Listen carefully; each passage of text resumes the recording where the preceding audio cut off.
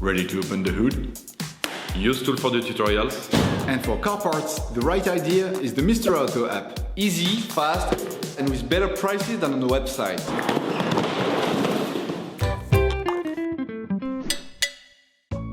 For this operation, get hold of the air filter that you will find in the video description. Turn your engine off, pull up the handbrake, pull on the bonnet release lever and open the bonnet.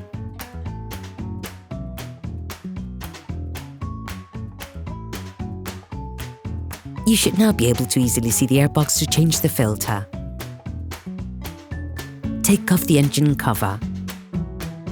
Using a socket screwdriver and a Torx T20 socket, completely unscrew the 3 screws on the air filter flange. Lift off the flange. To take it off, incline it slightly and pull towards you. Take out the old air filter. Before putting in the new one, it is important to clean off the remaining impurities from inside the filter compartment. Hello, if this video helps you, like and subscribe. Take the new filter. Compare the new filter with the old one to ensure that they're identical. Put the filter back in place. Ensure that the rubber washer goes into the right place. This will help you put the flange back on more easily. To put the flange in, incline it so that the interlocking studs go in first. Then push it in so that it presses against the filter compartment. Tighten up the 3 screws.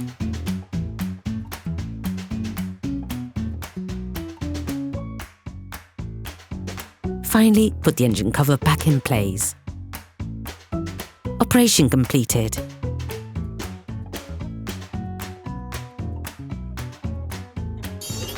Please support us, subscribe and like the video, that will be really cool.